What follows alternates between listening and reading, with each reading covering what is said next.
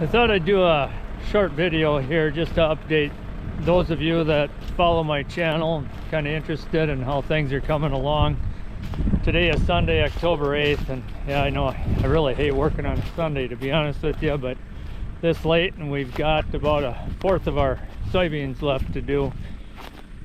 We just, with rain coming again this next week, it's not like big amounts of rain that we're getting, just constant small amounts. The other night I should have had my camera with me because my wife likes to combine until the absolute shower is going to come down real hard, and so it gets a little bit exciting, especially when we're on the other end of the field and I was following her with the grain cart, make sure that my soybeans don't get wet once it starts raining. But so far beans are going about 10 bushels better than what I had anticipated. However, they're all been, we've had a couple of fields that were in the 40s, the rest are over 50. We had one over 60. I'm guessing the last one will probably be over 60 as well. But this field that I showed you in an earlier crop update is a tough field. It's got a lot of light areas in it, and I guarantee you this farm here is not going to bring 40. I'm pretty positive of that. We already started it, and some areas, while they're near 60 bushel an acre, those areas aren't near big enough to make up for some of the smaller areas. So right now we're going to get started and get this field out. There's that one. So she's going to go ahead and start up the grain cart tractor, and I'm going to start up the combine and we'll get going.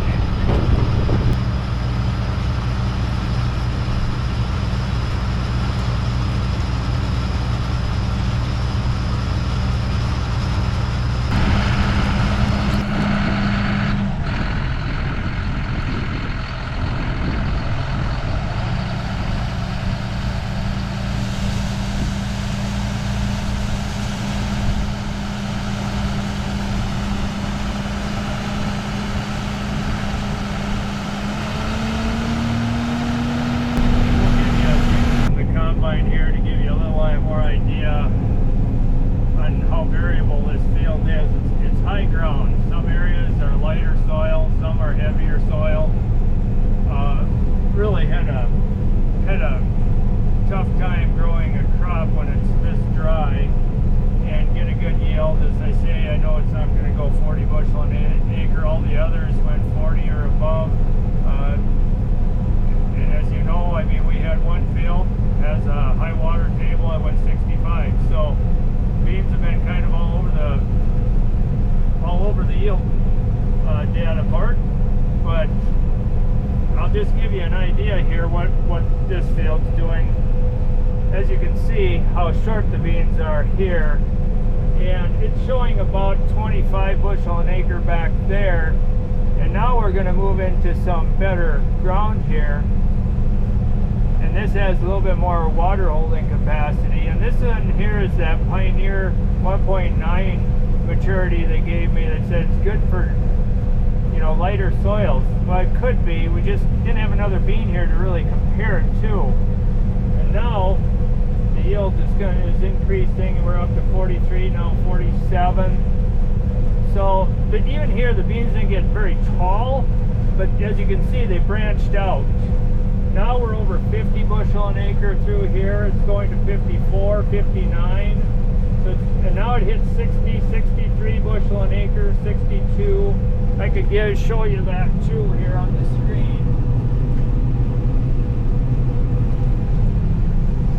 You know, it's bouncing around that area, but you can see how variable it can be going up and down the field. We are getting into a little better part of the field here.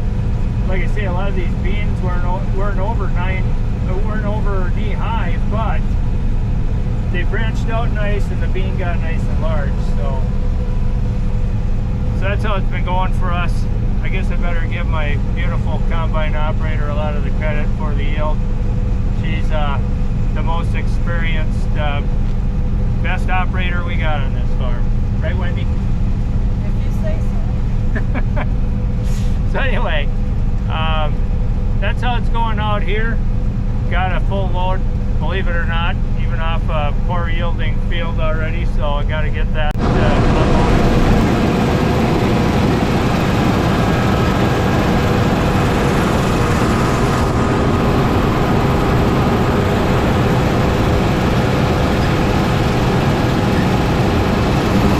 You can see what we have to put up with. A raccoon walked up onto my tractor. I don't know how they do it, but when it rained, you got mud prints all over the place.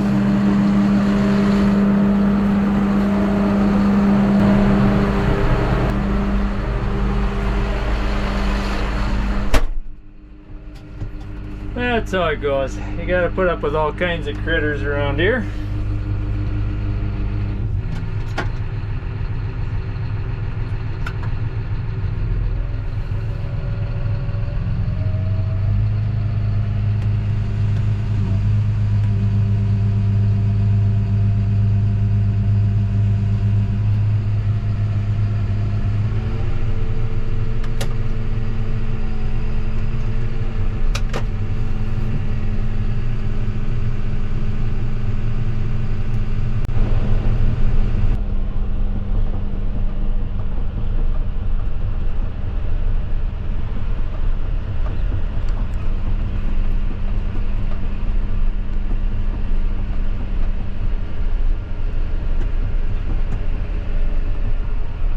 Nice and dusty, isn't it?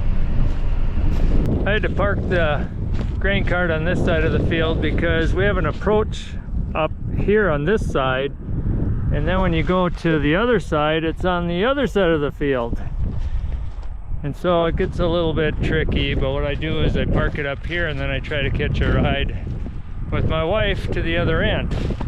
However, I think she has to dump in the semi when she gets down there, so I don't know if she'll be back. I'll check right see away. If she's got a full load here yet. Not quite. We're getting there. While I'm waiting for her to come back, I'll just, if you're curious, I'll just give you a little insight on what our operation is all about. Back in 1990, both of us were in our 20s, and kind of like young kids, probably didn't have half enough of a brain to figure out that we couldn't build a farming operation on our own. So on an FHA guaranteed loan, and just the two of us and our desire to build the farming operation the way that we enjoy it and the way that we like it, and we're willing to do it and work on it together. And then along came our kids, and they pitched in, and everybody worked together, and we somehow made it work. So off of that guaranteed loan and that we said a prayer, that's basically how we were able to build this. Our goal wasn't to farm all over the place and try to get a lot of land. Our goal was to build a family, to grow a family up on what we love to do, and that's farming.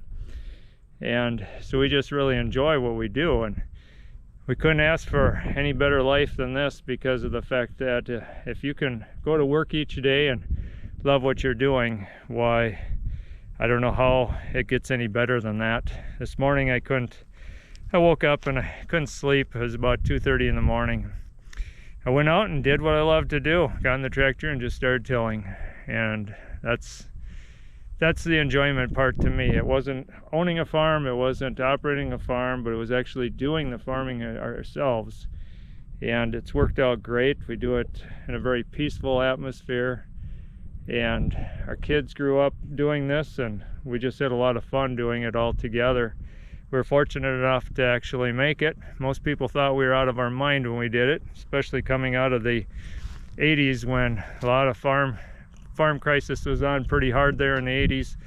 A lot of farmers lost their farms, and some people just thought you are out of your mind, but we are determined at least to give it a good try and see what we can make out of it, and we're sure glad that we did. Here she comes. There's what I was talking about with it branching out. Even though the beans didn't get very tall, they did really branch out, and the bean itself got to be pretty large. So that's where we're picking up that yield that a little extra yield that I didn't figure we're probably gonna get.